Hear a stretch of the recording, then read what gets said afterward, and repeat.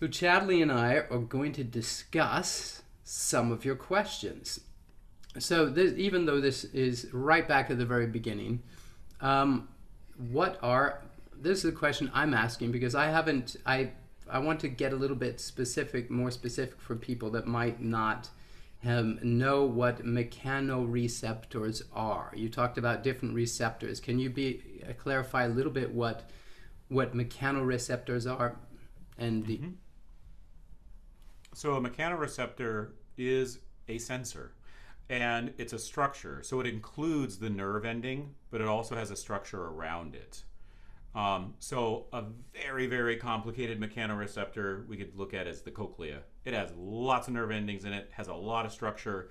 It's really complicated. It's really cool. There are simpler ones like this Pacinian corpuscle that are all through our skin that pick up these high frequency vibrations that the receptor, when we call it a mechanoreceptor, we're talking about the entire structure of it. The nerve ending is the little nerve in the middle of it, and then the mechanoreceptor includes the structure, and in the case of this Pacinian corpuscle, the layers, the laminate layers around it. Other of them might be more disc shaped. Others are, there's a lot of different shapes to them. But so we take these for granted. But it was interesting reading about robotics and the challenge of getting sensors, packing the hands and feet of robots with enough sensors for them to move through the environment like a human, and just what a challenge that is. When just to get like 100 sensors in the foot of a robot that's pretty well done. But we have 350 just Pacinian corpuscles. That's not even all the mechanoreceptors. There are different ones just in the tip of a finger, or in each finger. So it's this. There are these little structures all through the body that tell our brain about the environment that we're in. so the relevance for the singer is basically discovering that we feel the sound, literally feel the sound. Um, I'm going to discuss this with you a little bit more in detail later, but just to you remind me, because one of the things I'm very, very passionate about is the layer of sound that comes through emotion, and how that's not something you can really fake or turn off and on.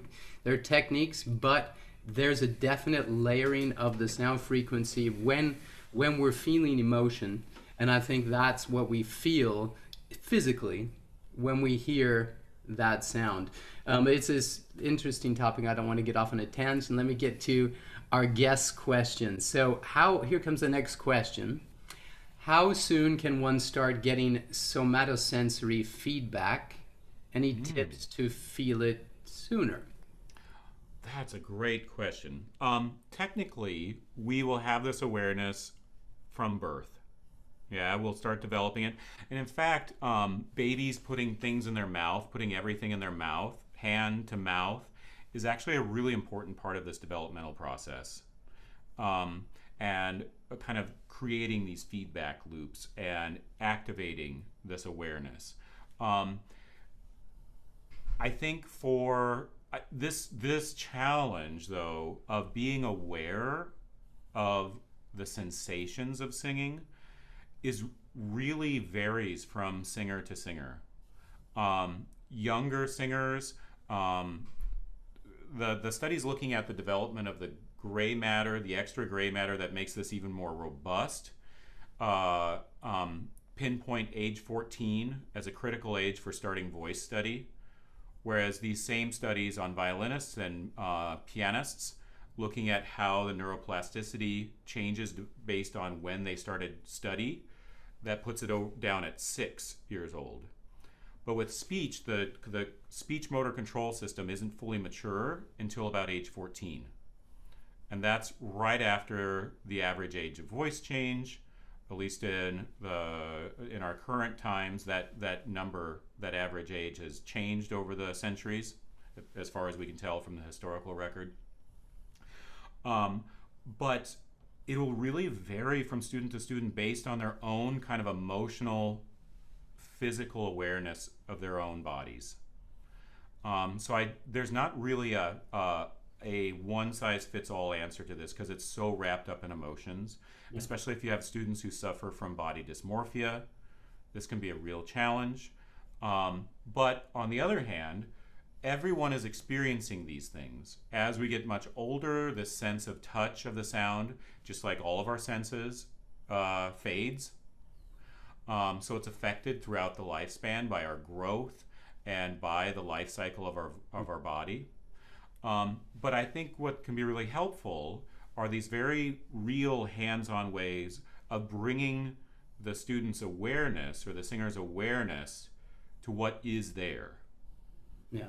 And that's my approach to this. And being patient, knowing that I feel this because I've been at this so long. I feel this more intensely and more clearly than my 18-year-old college students. But my job is to help guide them and help them sort out the sensations they're having and help guide them and help them to navigate how those sensations change throughout their range and through different timbres and different registrations. Yeah, I think it's very fascinating. Obviously, in many cultures, sound has been, this type of sensation has been used for healing, for balancing, for wellness, and it just reaffirms, singing can be such a positive influence in people's lives. And that, how interesting would that be also to combine some of these things, right?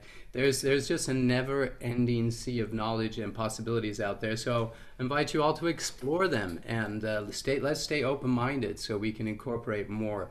Another question we have here, this is a question even Tricia mentioned a little bit, talked about her jaw. This question is, what can I do when I feel jaw tension?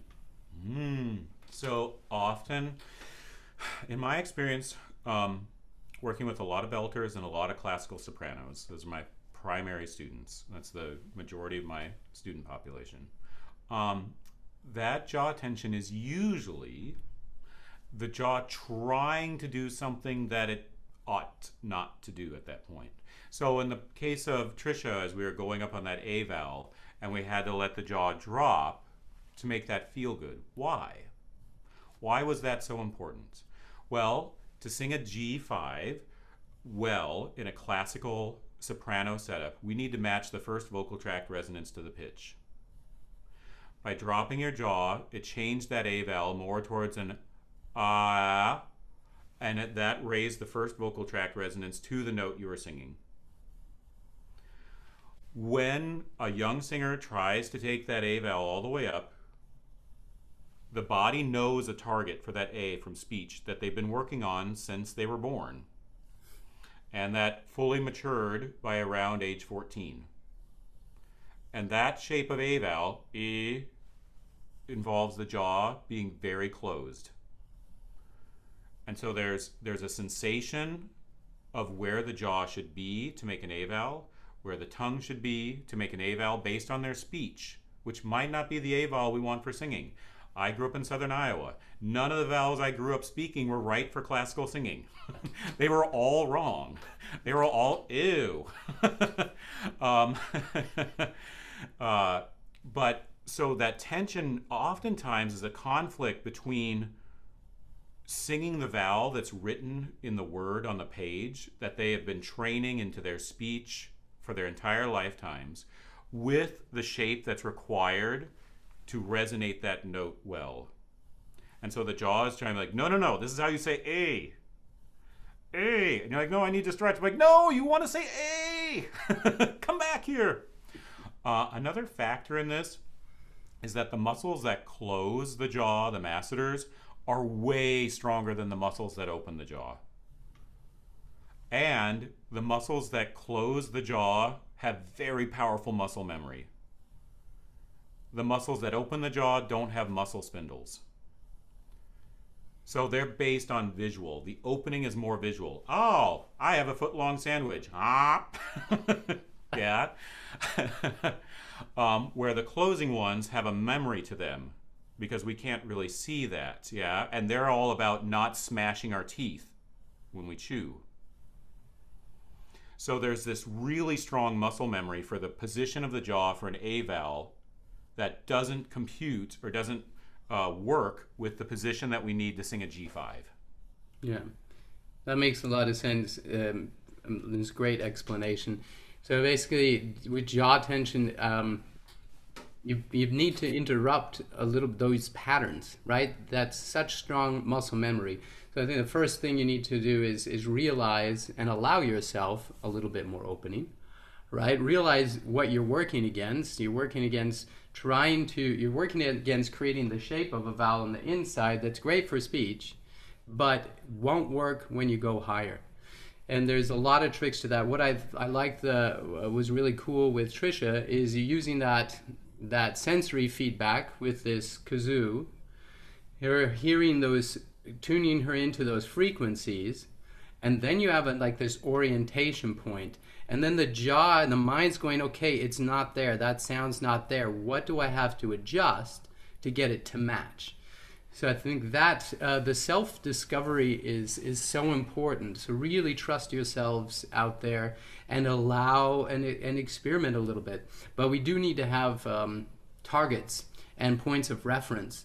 And the more we have, the more likely we are to hit the bullseye, right?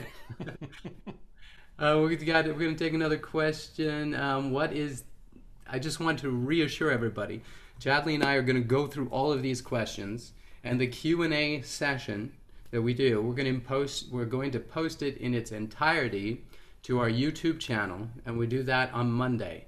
If it doesn't show up on Monday, that's because we're human. But generally, it will be posted the following Monday, and we'll post some of the questions in the Facebook group. So if you want to see the Q&A session, go to our YouTube channel, Singing Revealed, subscribe, and there'll be a lot of wonderful information there.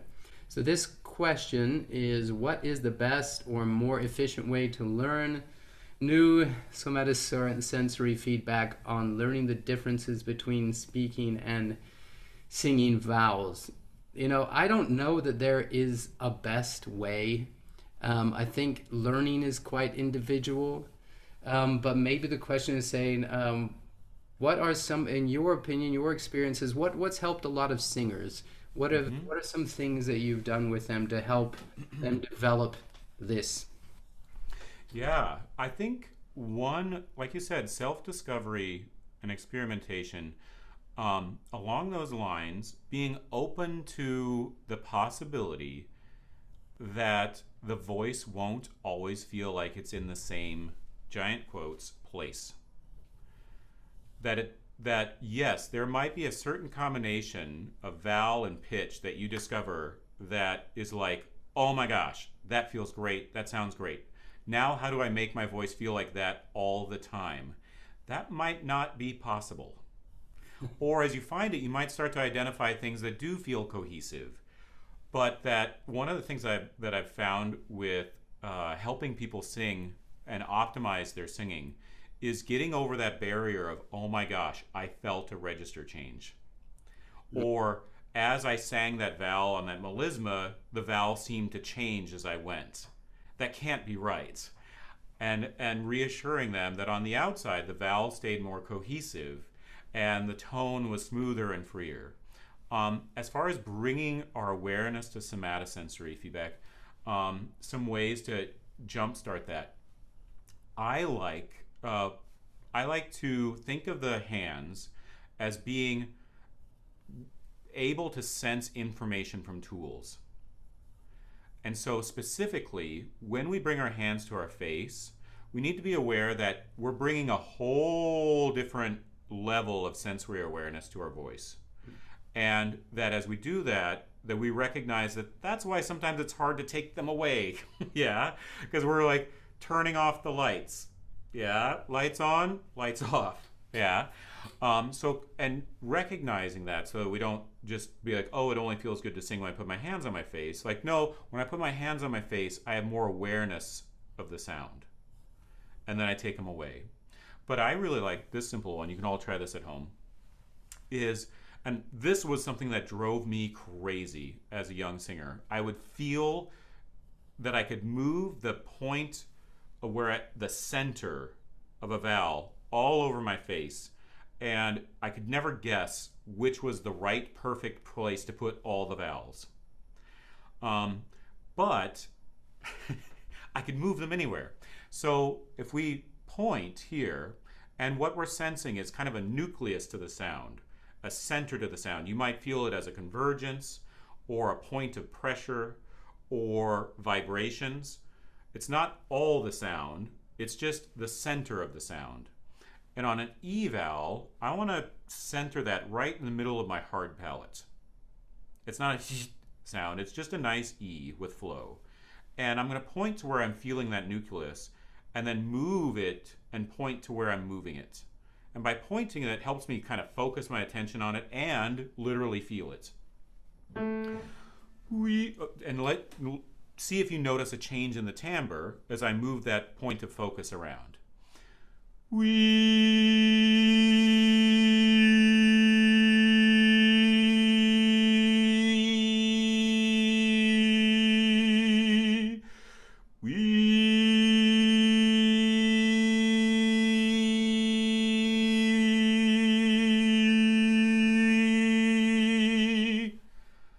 can take it a little further.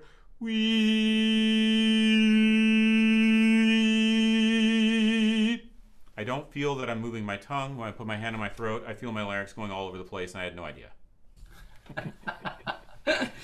That's brilliant, and I can attest to that. Okay, we're going over time a little bit, but I know what you mean. And so many singers say, "I just don't know when it's right. I just want to know when it's right." You will develop this. It does come with time. It's one of those things that you can't go down to the store and buy and get. It's not, Amazon Prime. It's not going to show up in the next day. Yeah, but it's important, and I love the hands-on approach. I think that is very valuable to a lot of singers. Also using the tools like the balloon, just becoming aware of these things, and then the guided self-experimentation, right? And that just really proves the point. The truth is, we do not hear ourselves or experience ourselves the way other people do. So we do need trusted ears. We all need a coach from time to time. It's just a fact.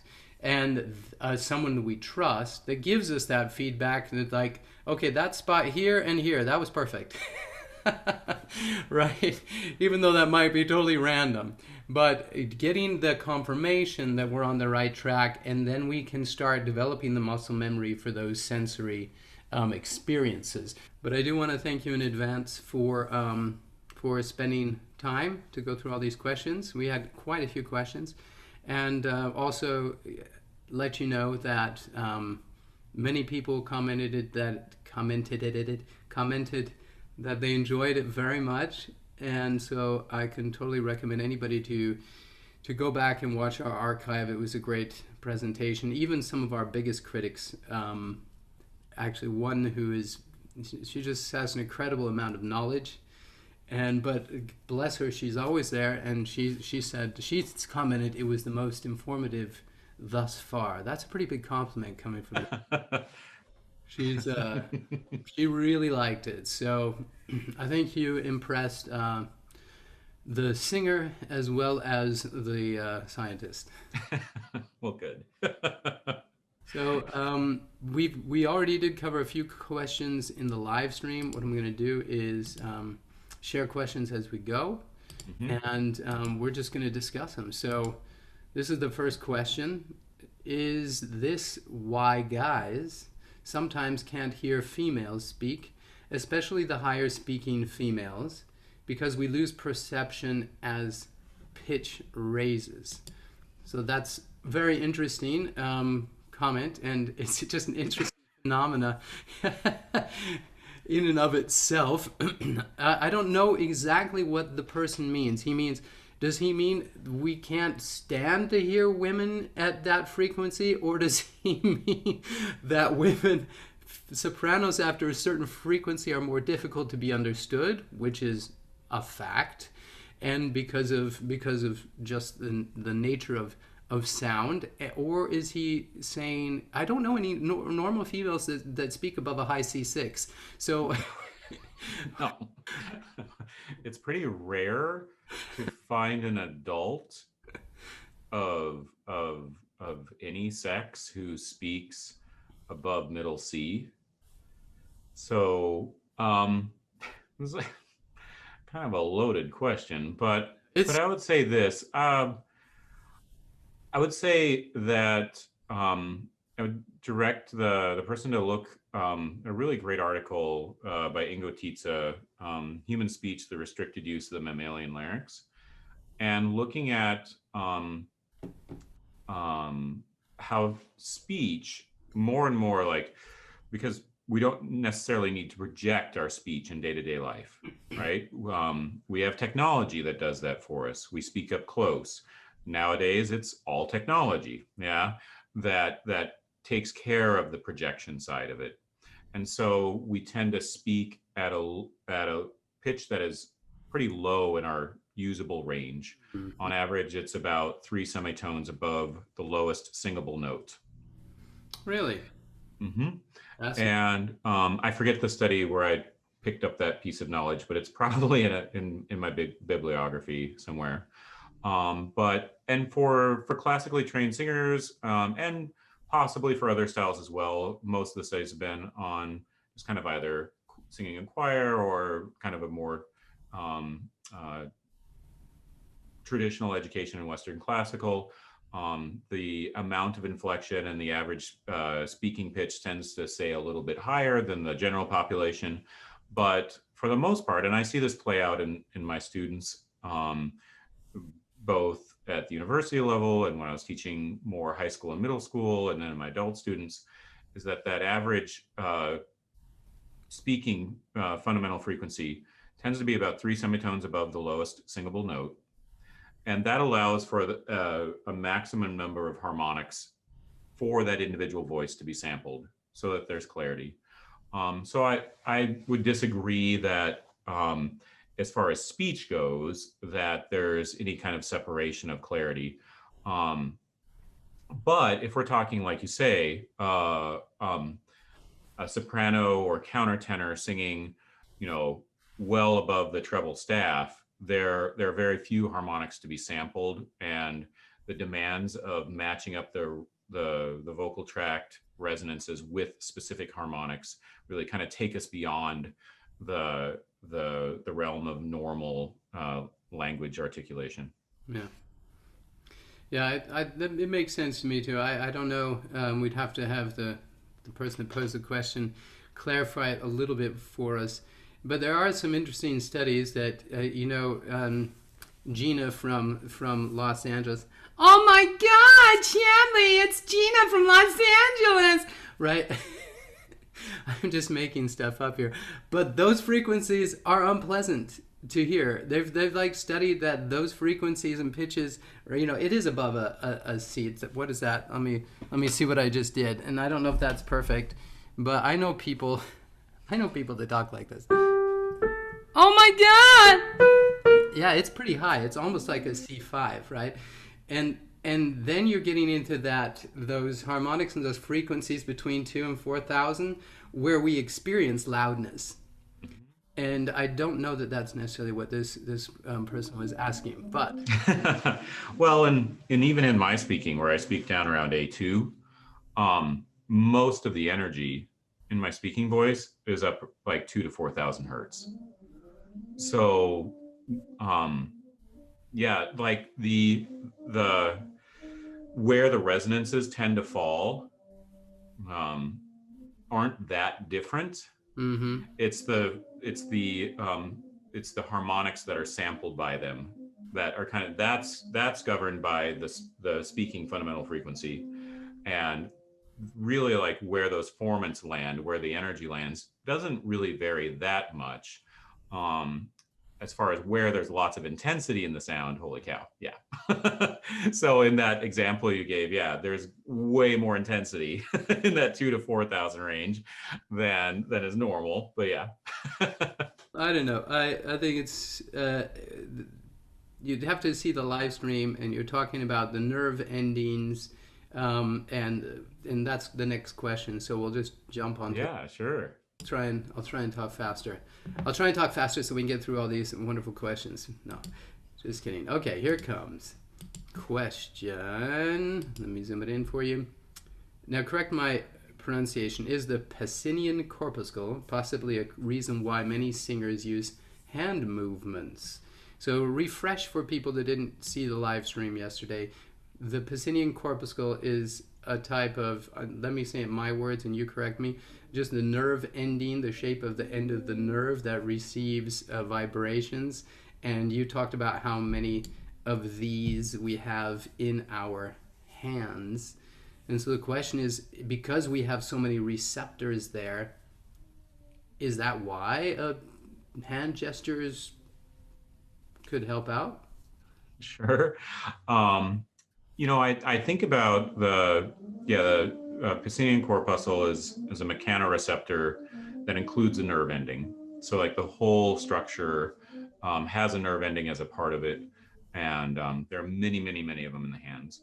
I think that just there's a couple ways to think about that. I think movement of the arms can really help, like free up or allow, because there are a couple of groups of muscles that can be used for both inhalation and exhalation. And I found part of the issue with locking the elbows by the sides is that the pectoral muscles and the lats that can kind of go both ways. When they just kind of lock into place, when we fix the elbows, then they kind of get incorporated into the breathing system. But in that position, that restricts the movement of the rib cage. So hand gestures can really help with that. Also, gesturing is part of our language. And I think for some people too, and this is true for me, like as I open my hands and bring them around, helps get me out of my head. But also sometimes I do have a stronger sense of the music, and sometimes it closes a circuit. It like we think about the singers who subconsciously, like with their left hand, are doing this. Yeah, that was mine. It was always my left hand, and it was always that. Yeah, and I had no idea as a student until a very kind and famous professor pointed it out to me in my first interaction with him. And I'm like, oh man, that's not how I wanted this first interaction to go. I wanted him to say, oh, your singer's form closer, your singing was so lovely. Like, what are you doing with your hand? But that looking for like tactile stimulation, looking for that feedback, like the body, like looking to explore the world around. So I think hand gestures, it's possible that that's another aspect of it is both in the communication, the facilitating more free movement of the body during performance, and also like allowing the hands to explore the world. Mm-hmm. Yeah, we explore the world a lot with our hands. It's an interesting thought, because we have so many sound receptors, vibration receptors in the hands. I don't think I can't give a definite yes or no answer, but I agree with a lot of things you said, and there is the neurological science to back up the connections between hand movements and the brain, and also sometimes it's just great to the physical and also visual. If I'm doing this movement, how am I going to sing? Mm-hmm. Maria. I'm not going to sing if I'm doing Maria. So some things just kind of match up, and I think it's neurological, but I don't know. We can't really give a definite answer if that's a vibrational reason, but we can't also deny it either, can we? And I would say if a singer experiences like certain hand gestures helping them, if they feel vibrations, then that's the receptor that they're feeling the vibrations with. Yeah. Like if they hold out their hand like this on a high note and they can kind of sense how the sound wave is, if they feel vibrations on their hands. Or I think about this for instrumentalists as well. Like, what does the string feel like under the finger for the violinist? How do the different strings feel different? Right. The highest string on the violin is starting to leave that tactile range already, just on the open string. So that highest string has a very different feel to it under the finger than the lower strings. Um, um, so to answer the question, if in your gesture part of what you're sensing is vibration in your hands from the sound, then that is the receptor that's picking it up. Yeah, and that's really cool too. I've never really felt vibration in my hand as a gesture and used it as a tool, but uh, I'm a big fan of whatever works for you. Keep it. You know, it doesn't all have to work for everybody equally. But yeah, there are a lot of singing tools, you know, where you do, and tricks and techniques where you put a hand out in front and try and feel it, or you know, on your head, feeling those vibrations. So that's where that sound is coming from. Let's move on to the next question. So for our next question, I'm going to pop this up. Oops, large format. Oh, wait a minute. I messed it up. See, this is what happens when you're trying to be cool. If you click on that enlarge before you do the full screen, there we go. That looks beautiful. So this is a very good question. Can you speak to the challenges experienced while singing with in-ear monitors? In the context of what you spoke about yesterday with feeling vibrations in our how we're specialized to feel that. What can you say to help singers out with what they're experiencing with in-ear monitors? Sure. So in my performing, I haven't performed with in-ear monitors myself. I've worked with singers who do to help them on their rock technique. But where my experience with this would be a little bit different than an in-ear monitor is working a lot this last year with low latency music. And the team of people I've been working with, Ian Howell, Joshua Glasner, Nick Perna, and Kayla Godero, we've all been kind of working together on this project and trying to implement it in our teaching and our performing, is just how different it is to experience the sound just in the ears instead of in the whole body. And I think about this for my students, and the difference I feel from like listening to a singer or making music over sound jack with a pianist, whether I just have like an earbud or open backed headphones, compared to what it's like to be immersed in that sound in an acoustic environment. And I would say one of the things that kind of stands out to me about that is thinking about the experiences I've had, learning experiences, being on stage next to someone who, like the ones that really stood out to me were the examples of tenors that could really go into their upper register and just make this glorious second resonance strategy sound, and being next to them and not only hearing it, but experiencing it throughout my whole body, and how different that was from just listening to a recording in my earbuds of a great singer, and how much more information I was aware of in my own body experiencing that sound up close. So I would say, as far as the in-ear monitor, one thing to kind of keep in mind is just kind of notice like the lower frequencies are the ones that are going to be like missing more if we like play this out, because those are the ones we experience throughout our body. Whereas the higher frequencies, we tend to experience them as auditory input, auditory stimuli anyway, and those might be a little bit more true to our experience. So just kind of noticing the difference, I would say to experiment with like noticing how the low frequency tones around you feel compared to when they're just in the monitor. Yeah, it's super interesting, and I totally agree. You can feel, we all feel the sound, and I've sung with in-ear monitors before. It takes some practice. If you haven't done it before, I've had gigs where they insisted we wear them, And that requires, if you want to be successful at it, you really need to have a very good sound check, and you need to have actually more time on the sound check with your crew, your band, your sound technician, because if you're not getting what you need, and they can give you as much as you need, but if you're not getting what you need to kind of recreate that physical sensation where your mind goes, oh, I sound good. And then you start singing better. It's a weird thing, but it's true. If you hear the right frequencies in your voice, your body relaxes and you actually sing better. But if so, spend some time with your sound technician, get what you need. If you don't, I've had one go off and the other one starts squeaking. It just can be a nightmare.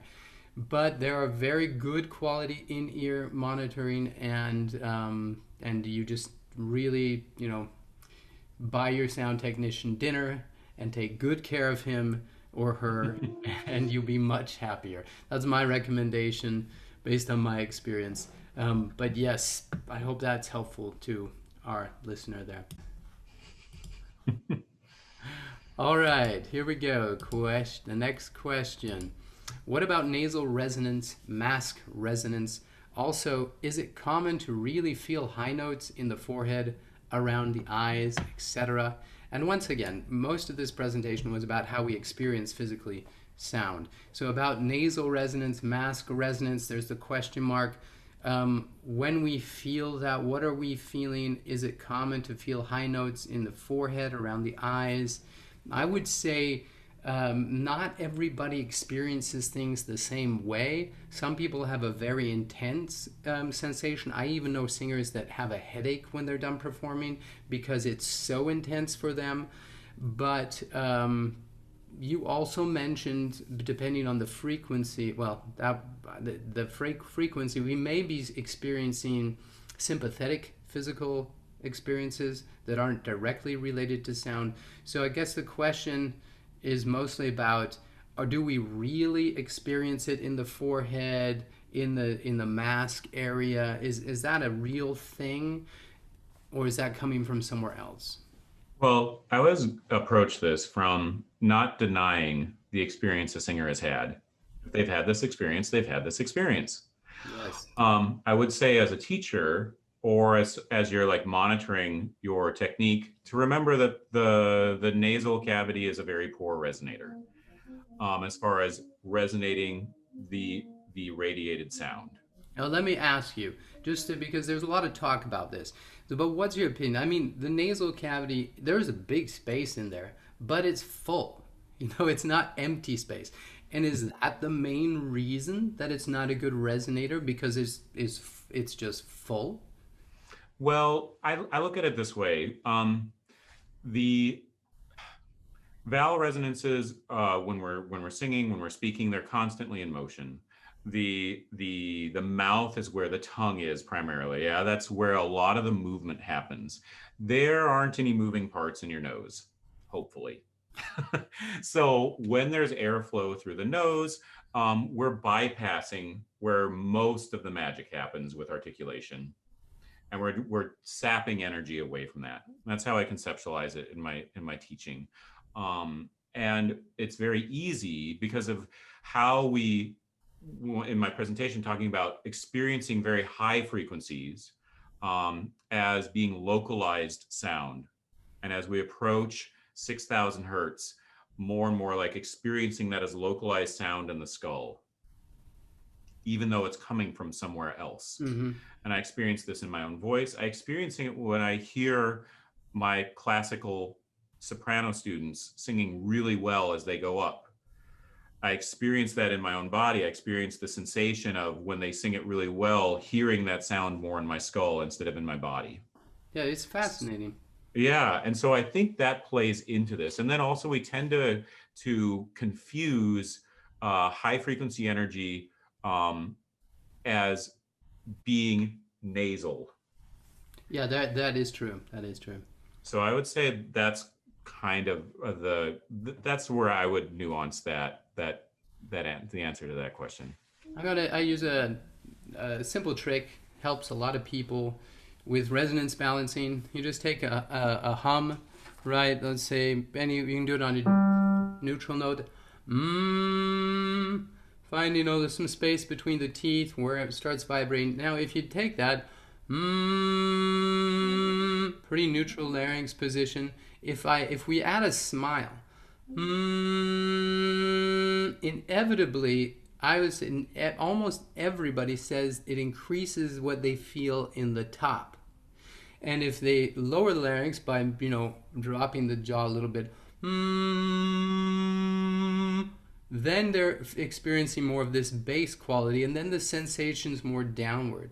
So trying to get those both on at the same time is an easy balancing tool. But is there something to do with the frequencies, why we feel it up there? Well, as far as like really digging down to all the different stimuli that we experience in our face, that will take quite a bit more time. What we can say is, as far as what we are feeling up there, um, we're not feeling the vibrations of the singer's hormone cluster. That we can say. Um, can we say all the things, like identify all the things and where they're coming from? No, I don't think we're there yet.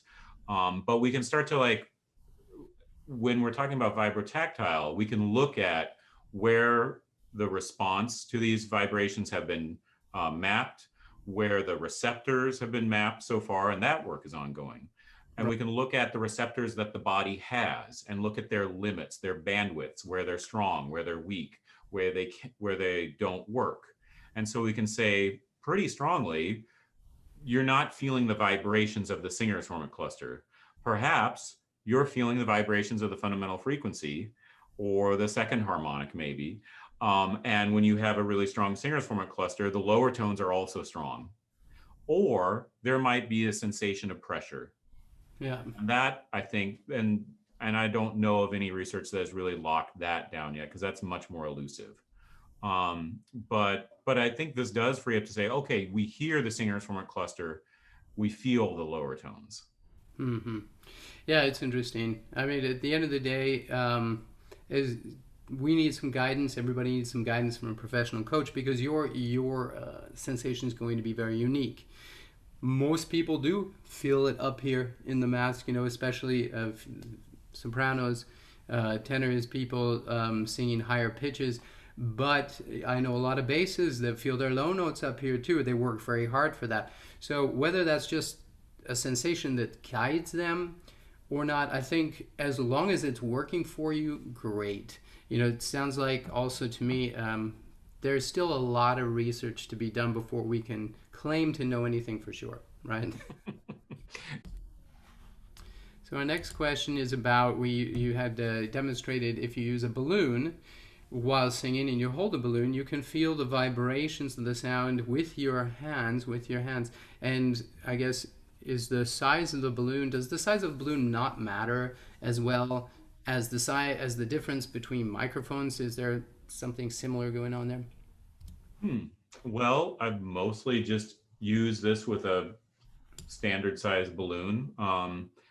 So it would be fun to try a lot of different sizes of balloons. I think just kind of a basic standard balloon was about the right size to really be able to put the hands onto it and catch a lot of sound. I imagine the long, skinny balloons for making balloon animals would be a whole different experience, but also fun, because I've also like played around with using like a paper towel roll and singing into that and putting my hands on that to kind of feel the shift in the standing wave with different timbres.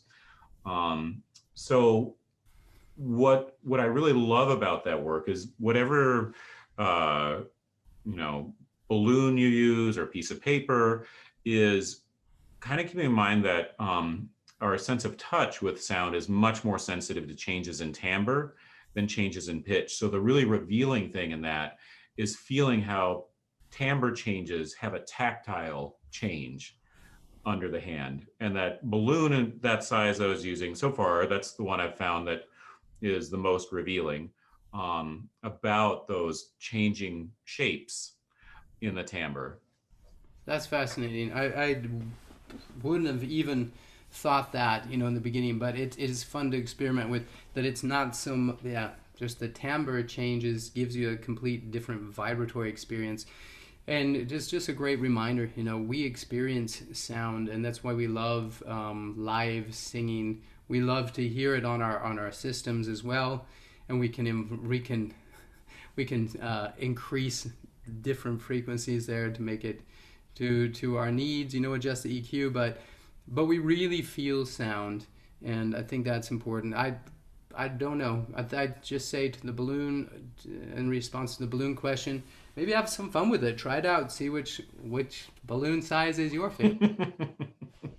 Again, this time I'm actually going to share the screen for the question.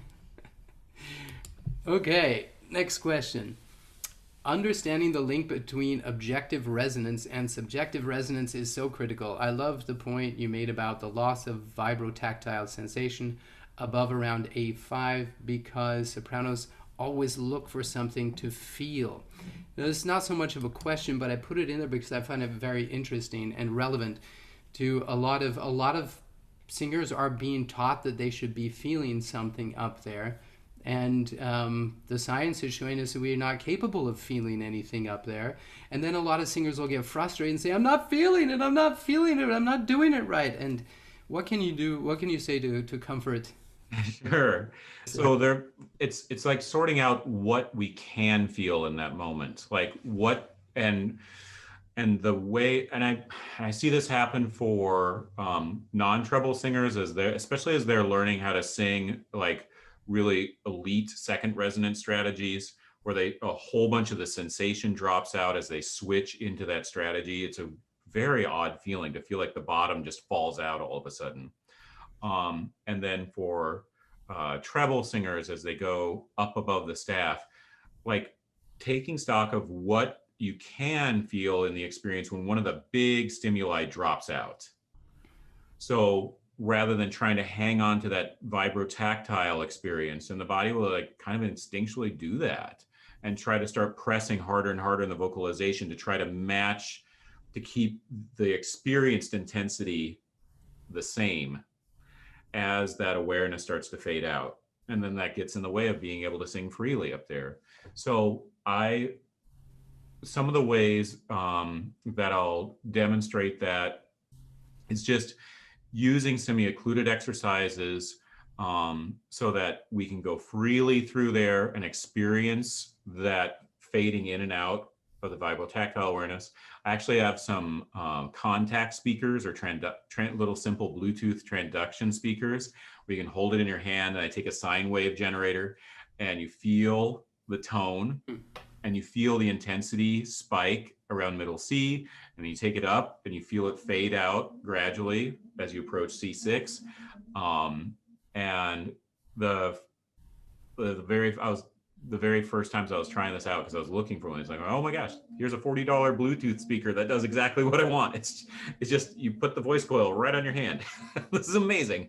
And I handed that to a soprano friend and ran that through that, and like, yeah, that's what I experience as I go through the top of my voice, is I have to let that part fade out. And so part of it is reassuring and helping people navigate that change in sensation as they go up, and then help reassure them about what the result was, that it was still a full tone, even though on the inside it felt like it was lacking something that they experienced in their lower range. Yeah, that's true. It's and I don't have to deal with that. We don't, because we're never singing, very rarely singing that high. I think it's important for male teachers to know as well that the sensation for a woman is going to be completely different after that pitch, and also for female singers to know and understand and accept. And you do need then that it becomes even more important, that outer feedback, the trusted pair of ears listening to you that say that was it. And then you have to identify what it feels like for you, right? It might feel slightly different. So no more trying to feel exactly what your teacher feels. It might be different, and that might be just fine everywhere. All right, our next question. So this is regarding to when you worked with one of the singers. Why not Y? And then E, as Kenneth shows in his formant explanation. So I don't know if you remember this session and in this, you can relate to this question or not. Oh, sure. No, Ken Bozeman is a dear friend and mentor, and I believe I think I saw that pop through in the chat, Soren, asking that question. So yeah, I love that demonstration too. I believe when we were working, so going from the U to the E can be a really great way of kind of experiencing the first formant and the second formant of the vowel and how they work together. And I use that a lot in my teaching. In this particular demonstration, it was even more for going after the high frequency energy above those two formants. Mm-hmm. So using the E to bring awareness to not just the energy at the second formant, but really the third, fourth, and depending on the voice type, fifth, or the style. So when I'm helping a soprano, a natural soprano find their mixed belt, I'm using that sound, drawing their attention to that sound to help them find energy in their voice above 5,000 hertz, which means we're getting some pharynx narrowing. But instead of doing that by saying, narrow your pharynx, oh gosh, real bad instruction. Like, I would never say that. I did a couple times when I was learning how to do this, and then it didn't go so well. But instead, drawing their attention to the energy that is a result of that. And so that U to E is kind of going after a slightly different end of the spectrum than what we were doing in that demonstration. Yeah. But I love both. Yeah, it's great. I also like doing the right between the U and the E when you're just shifting between you lock into those didgeridoo alien tones, and it's a lot of fun. Also, just want to comment that I agree with you.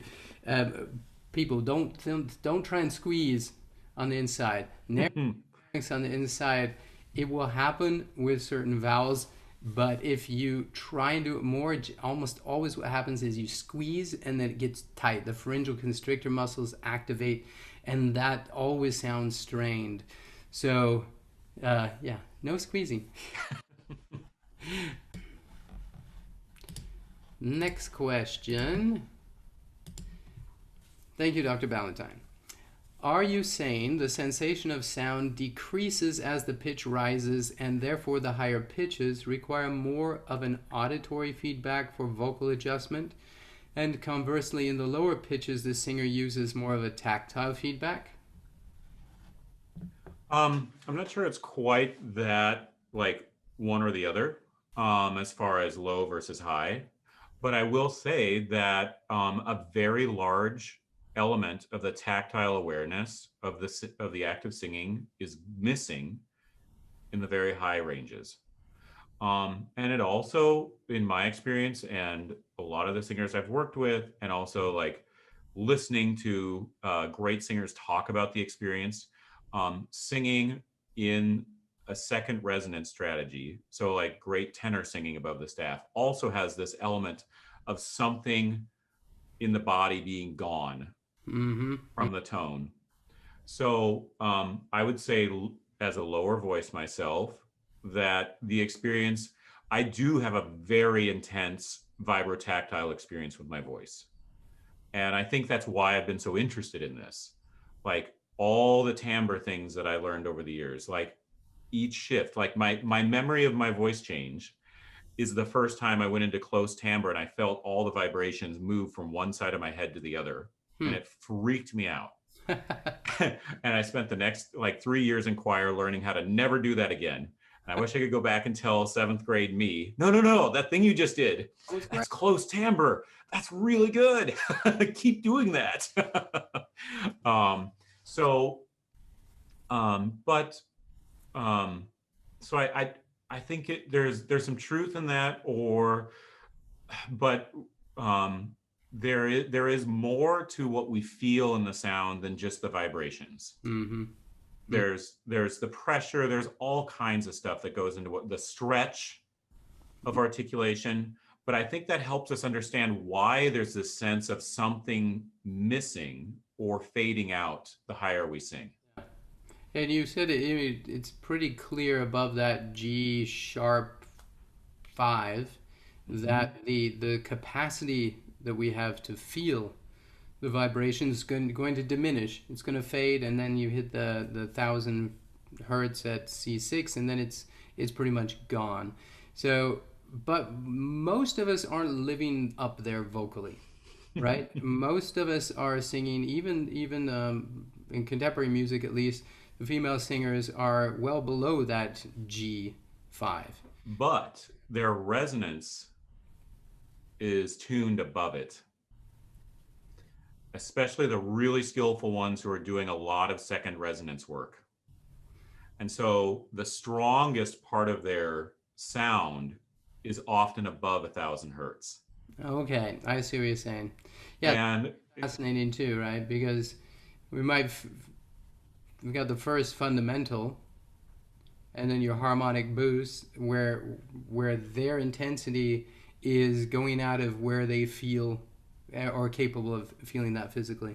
and when you look at it, a strategy like Ethel Merman used, or a lot of really skillful rock singers or a lot of Broadway singers, where they're not always using first formant, second harmonic.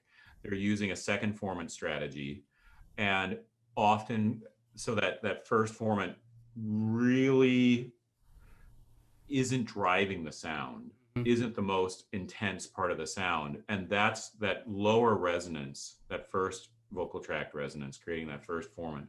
That's the one that's in the tactile range. And that one is often diminished when we're talking about these really excellent belting techniques or tenor full head voice. Mm. And so, like the harmonic that's the strongest in that sound is often above 1,000 hertz. And so, there's a similar report from, as I myself as a singer, leading other singers through this, anecdotal stories from great singers of feeling like this like nothingness, feeling like it isn't like as full as they expected it in their body, even though it's a really intense full sound. Yeah, we just need help with that because we are all naturally going to be looking for that same experience, and we're not going to recognize without outside help that less, far less, is actually more. That takes some acceptance. But yeah, I think we responded to that question. So it's not a black and white answer. Basically, it can still vary depending on the individual, but the capacity to feel more in the lower pitches physically within this range is given. We've got this question. This buzzing sound, is that why a lot of sopranos say that when they sing high, it just sounds like static or screechy? Yeah. Yep. Those high harmonics, if you want to, you can take Voce Vista video and filter them out and listen to them individually and hear it for yourself. That's, yep. They're pretty intense. Absolutely is the short answer. So this next question is, let me see, wait, come here. Isn't the edgy sound actually the twang? I think that's important to respond to because go ahead, go ahead. I would say you can't say that it's not only twang that creates that sound. And I would say that a lot of different people use twang to signify a lot of different things. Even in the scientific literature, there's inconsistent use of the word twang as far as what it's signifying. For me, I think about that word signifying energy above 5,000 hertz. Not everybody uses it that way in the scientific literature, and certainly as an industry term, it has a lot of different meanings. So, and so does edge. So I think there are a lot of elements that go into what we might identify as edge or twang, as far as how the pattern the vocal folds are vibrating in. But in the end, what we hear is the energy in the sound. So I think depending on how you're using those words in a coaching, you could use them interchangeably depending on how the singer reacts to them. Um, and when I try to look at things in a more measured or quantifiable way, I want to stick to 5,000 hertz and above, or 2 to 4,000 hertz. We tend to react to those areas of energy a little bit differently. So, Yeah. yeah. I mean, twang does give you more of an edgy sound. Hey, if you want to describe it like that. But depending on, I think the what you've focused on is the sound. What is the sound design you're going for? And some of them, then we can say yes, twang is giving that. If it's a different sound, then it might not be the twang itself. So it really depends on the sound you are going for, and that depends on the genre and style a little bit. Have you done any work specific to someone born with perfect pitch? Hmm. I haven't done any research as far as how they people with perfect pitch experience the sound. Just anecdotally, um, I've noticed with my own students who have perfect pitch that sometimes it is a little bit more of a challenge to sort out, um, to make changes in how they create certain tones. That the perfect pitch does seem to be wrapped up in a very robust sensory experience, Hmm. that it isn't just being able to hear the pitch and create it at a whole different bunch of different timbres, that sometimes, and again just totally anecdotally, sometimes I've experienced with my singers with perfect pitch, it's even more difficult to allow for new and varied timbres on a given note. Yeah, that makes a lot of sense to me too. I mean, like I said, we're not saying anything's been proven or studied here. It's just because in order to recreate these frequencies specifically, um, they're probably accessing more of a complete monitoring system, and when they reproduce it they need to feel and hear those exact same things to be confident that it is the same pitch. And so I would be, if I were in that situation, I too would be a little bit less likely to experiment with another direction for fear that I might be out of tune or off pitch. um, Hey there, everybody. Thank you for all the amazing questions. The first question we have here for today is, hi, I have a big problema, with my plain voice. Everyone tells me that I sing like a kid. How can I increase my harmonics? So I would say that sounding like a kid could be a couple different things.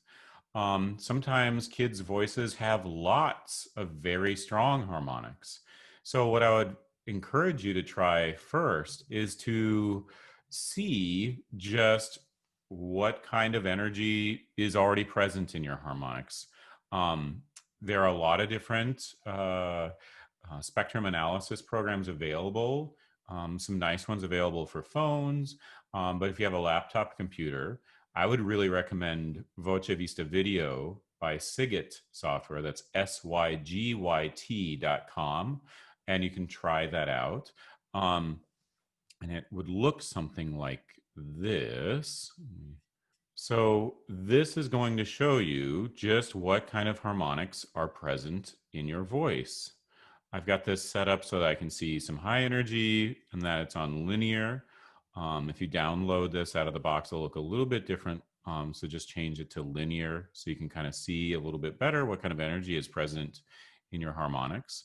So uh, I, having worked with adolescent singers quite a bit, some adolescents who sound like kids have a lot of very strong harmonics, but they're speaking at a little bit higher pitch than an adult, and their vocal tract is a little bit shorter. So the areas of really strong energy are slightly more spread out and higher than in an adult voice.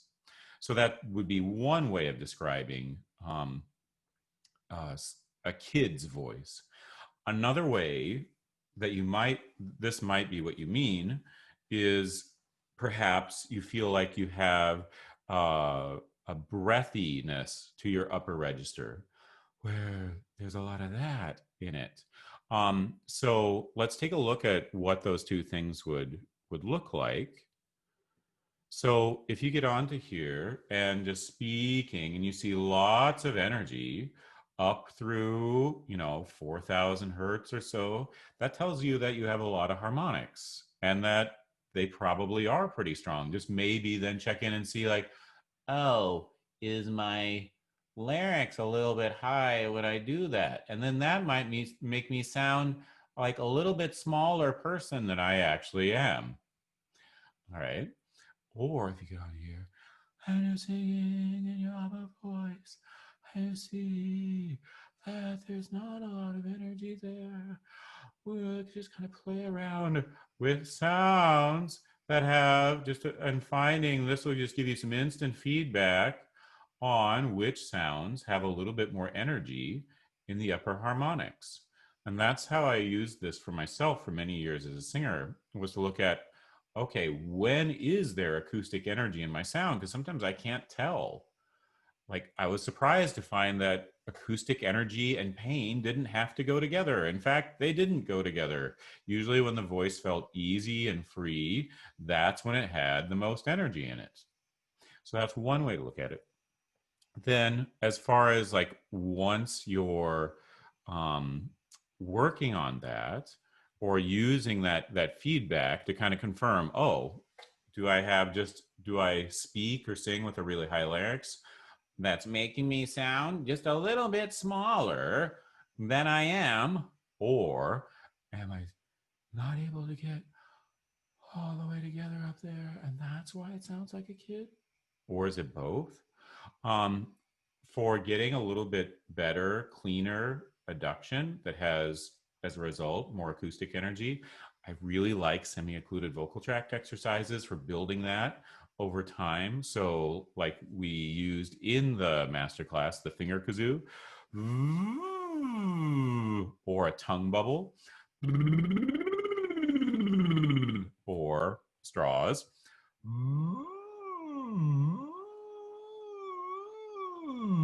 Those are all really nice ones for helping train the voice to have a little bit better phonation so that then we get stronger harmonics. But I really encourage you using a program like Voce Vista Video, which again, you can demo for, there's a very generous demo period on it for you to try it out and see if you like it. That'll give you the type of feedback about your voice in real time where you can say, oh, wow, there's actually a lot of energy here. Oh, I can see that maybe my tone is a little breathy because there's not much energy above 1,000 hertz. All right.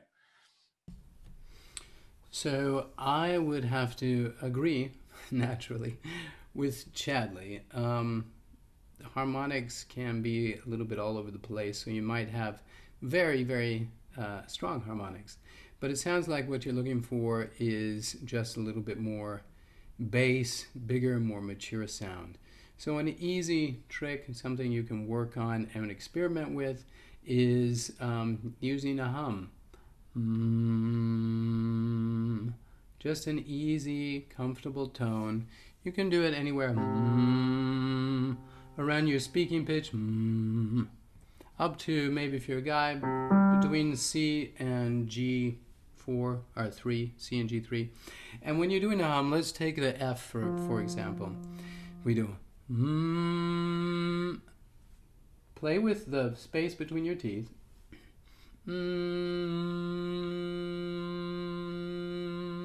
Notice how it changes the sound. Now find where it feels in your head and where it vibrates, and then play with the shape of the mouth too. If you listen carefully, you notice I have a lot of upper frequencies or treble. I'm just using these words. They're not scientifically correct. They're just helping words. You could say bright lights and dark purple lights. So let's just say so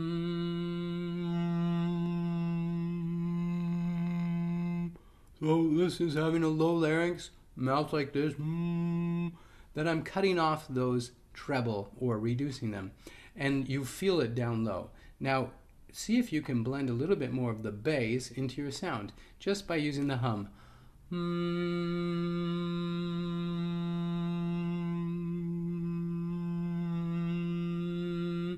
And go back and forth.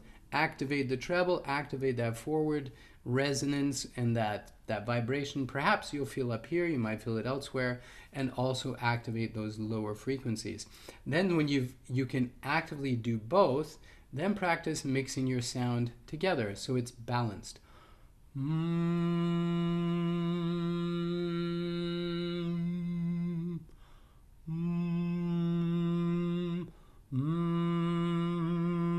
And then open to a vowel.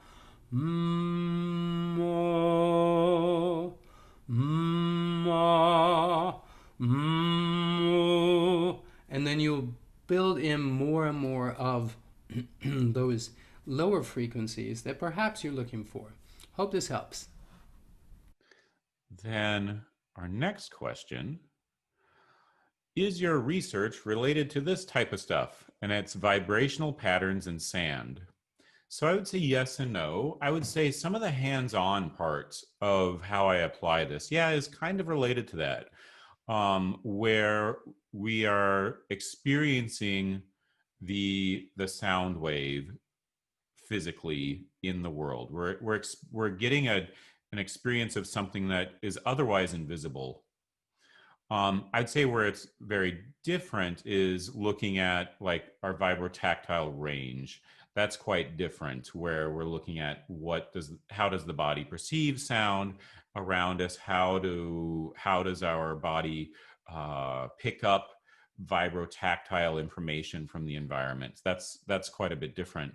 But as far as like some of the hands-on work with like a balloon or like this, or the transfer of vibrations from one person to another, that is kind of a similar to that. I would say the plate is a little bit more in a two-dimensional space, whereas the balloon is in a three-dimensional space.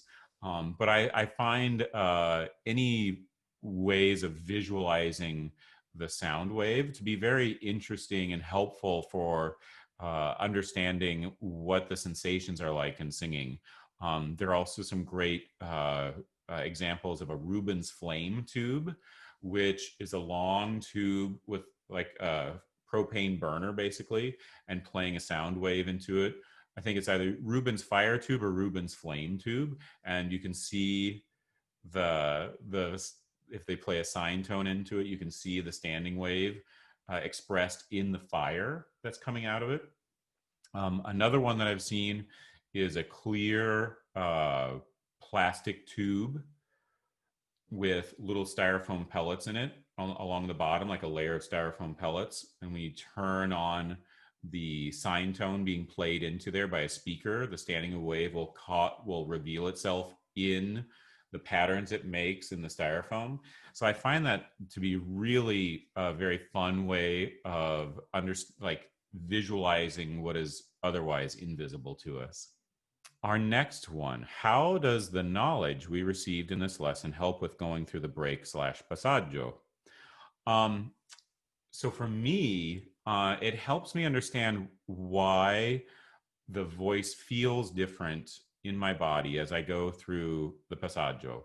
So if we're talking about either belters or in classical like tenors, baritones, basses, going through that E4, F4 area and getting above it. A lot of times, really excellent singers will use a second resonance strategy or a second vocal tract resonance strategy, or some people call it a second formant strategy. And those are often above, like that really strong tone in the sound is above 1,000 hertz, even though we're singing below 1,000 hertz. And for me, my hypothesis is this is part of the reason we feel this drop or this shift in sensation as we go from the lower register into the upper register. And understanding that changing pattern in the sound is going to cause a change in the sensation that we have. So I think for me, like one of the most important parts about this for going through that E4, F4 area, is accepting and then that there's going to be a change in how it feels, that there's going to be a change in where we experience the sound in the body. And rather than fighting against that and trying to keep it in one place the whole time or keep it in one shape the whole time, that we need to like figure out how to navigate all those changing perceptual or percepts, all those changing sensations. Those are a lot of great suggestions from Chadley, so be grateful for that. I think you did a great job there, Chadley. When we're talking about using this, basically, well, somebody's racing by, but basically we're looking at how are we reacting to the vibrations of sound, and how can that actually help us get through the passaggio or the break. And the simple answer is by focusing on what is maybe lacking in that transition. And I'd like to suggest to you, let me turn off my phone so it doesn't make any weird noises here, but I'd like to suggest to you that you decide what sound you want as you're going through your passaggio. Because if you just want to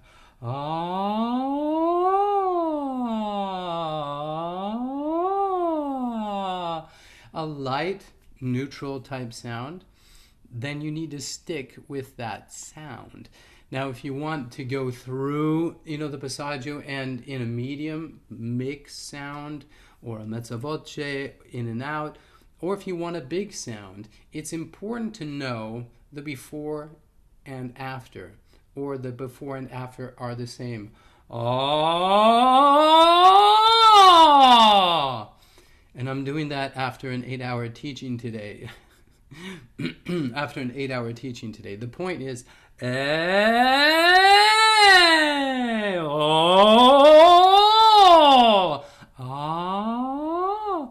are you going? Because what sound you're going for will also create different frequencies, different harmonics, and different physical kinesthetic sensations. So by knowing what you go for, it's easier to get through the break and the passaggio a lot of times because you keep it more consistent. Now, if I'm going from light to heavy, I might have a crack, right? So I need to adjust my starting point to hit my target. I hope that is helpful for you. Let me give you another example. If I want to a loud tone with vibrato up there, right? I'm not going to start with I'm going to hit a wall. It's not the same path. Or I'm not going to start with and all of a sudden go You have to bridge the gap.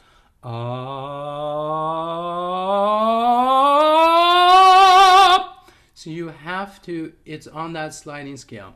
Knowing your starting point, knowing what you're going for really helps. Okay, then you'll know the path for that, and you can listen and feel the vibrations. So if I want the what am I feeling? What am I feeling up here? Maybe use the M hum tool again and see what it feels like up there. Now see if you can find the similar things on your starting pitch and maintain them on the way up.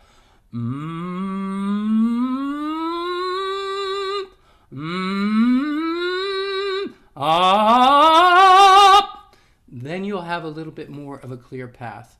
So have fun with that. I hope it's helpful for you. Our next question, Chadley said that it might be affected by body dysmorphia. So a person that is suffering an eating disorder will find it really difficult to do. Why? No, I don't know that that necessarily is always the case, but sometimes I've found that that people who struggle with being in touch with their body might have a little bit more difficulty opening their awareness to what they're feeling while they sing. And that could include their breathing, that could include what the sound feels like in their body. And you might, a sensation that is very strong to you You hear the singer go through it, and you ask them what they feel, and they might say nothing. So I don't think that they're directly related, but it's just something that I had noticed anecdotally in my work was that occasionally students, singers who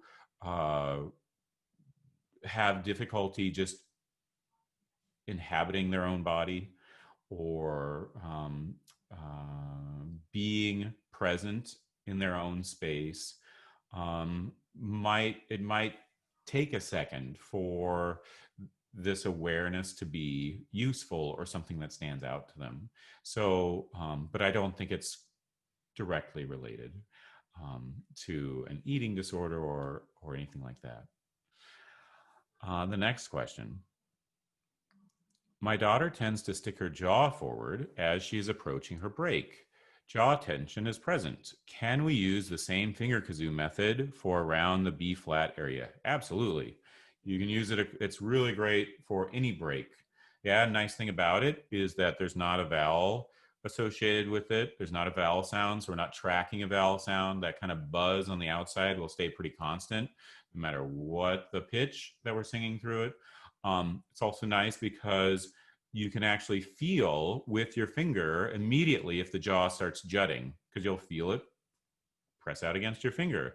So the key is, as you're going back and forth across that break on that kazoo, is to allow the voice to have a sensation of migrating as you go back and forth. That verb migrating is one that I really appreciate that Ken Bozeman introduced me to, is just this idea of allowing the sensation to shift within that nice, steady flow.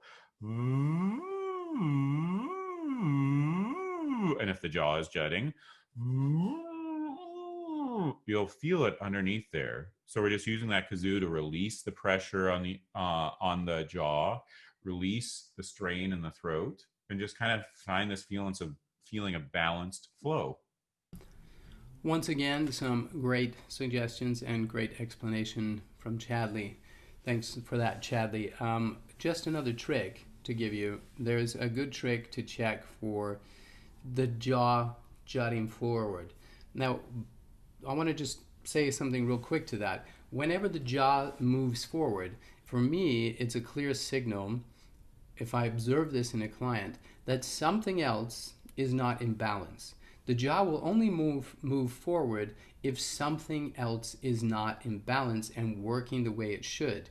The jaw is trying to compensate for something that's out of balance. Okay? That's why it happens. Now, check some other things. What might not be imbalanced? Could it be the air flow? Could it be not enough air, too much air pressure? Could it be that the vowel is not optimal for that pitch? B flat can be a spot where the voice starts transitioning depending on what sound you're going after. Is the mouth position right? Is it too closed, too far open, too spread, too rounded?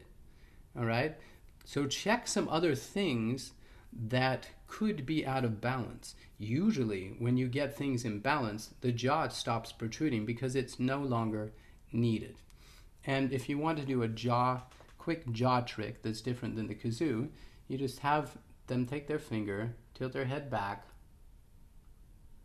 put the finger behind the teeth, and then sing like that.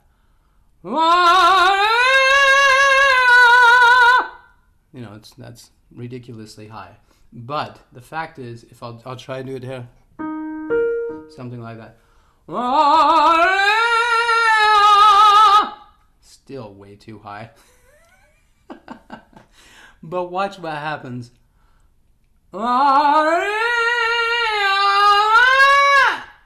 You will feel the pressure of your bottom teeth on your finger immediately, and that will be a signal to the brain, don't do that.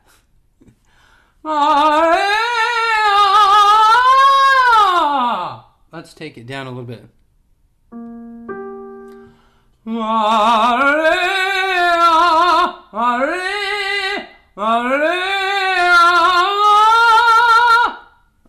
if the jaw's not pushing against the finger, then it won't be protruding anymore. And it will also help the other things to get back in balance.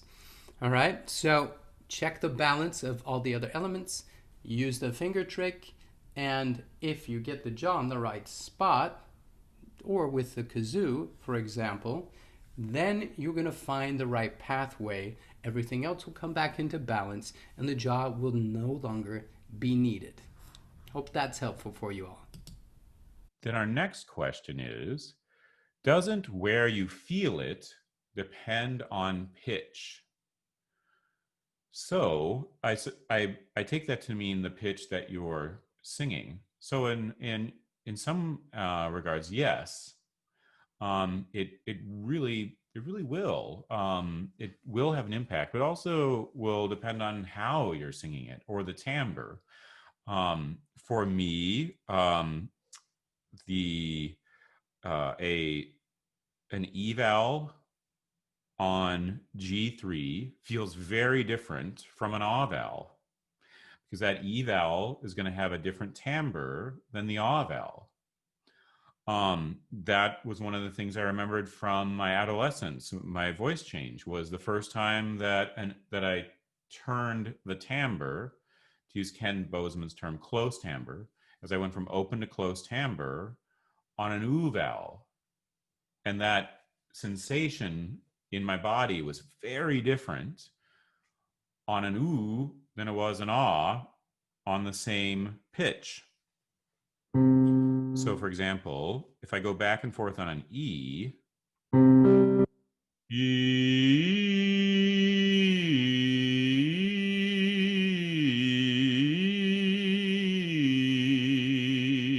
there's a change in that timbre from open timbre on the bottom to close on the top.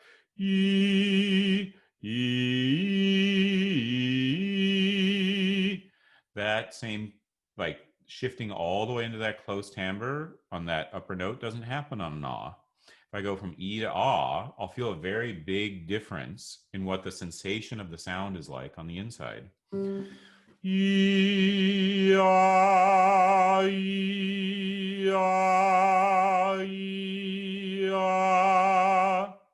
right, so yes, pitch affects how we feel the sound, how we feel the sensation of singing throughout our body, the pressure, the stretch, the vibrations of it.